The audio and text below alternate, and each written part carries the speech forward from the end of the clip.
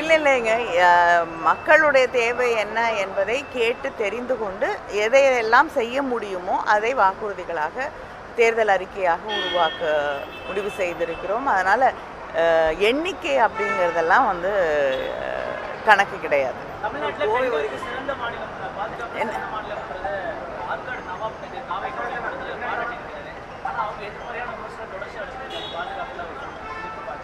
அரசியல் காரணங்களுக்காக தேர்தல் நேரத்திலே பல பொய்யான விமர்சனங்களை சில பேர் வைப்பார்கள். அதுக்கெல்லாம் பதில் சொல்ல முடியாது. உண்மையான நிலவரம் என்ன என்று இங்கே இருக்கக்கூடிய ஊடகத்துறையைச் சேர்ந்த அத்தனை நண்பர்களுக்கும் தெரியும். அதனால் நான் இதுக்கு மேலே விளக்கமாக சொல்ல வேண்டிய அவசியம் இல்லை. நன்றி. இளைஞரணி சிறுபான்மையினர் மக்கள் அவங்களோட ஓட் பேங்க் அதிக அளவில் திமுக இருக்கக்கூடிய ஒரு சூழ்நிலை. இளைஞர்கள் பற்றாலும் மகளிர் ஓட்டு அதிகம் தாவேக பக்கம் போகிறதா சொல்லியிருந்தாங்க. நேற்று அந்த கிறிஸ்துமஸ் விழாவில் சிறுபான்மை மக்களுக்கு ஓட்டும் அதிக அளவு அங்கே வரும் அப்படிங்கிற மாதிரி ஸ்டேஜ்லேயே அவங்க பல இல்லைங்க, யாருக்கு எந்த வாக்குகள் எப்படி போகுது அப்படிங்கிறது தேர்தல் முடிந்த பிறகு உங்களுக்கு மிக தெளிவாக தெரியும்.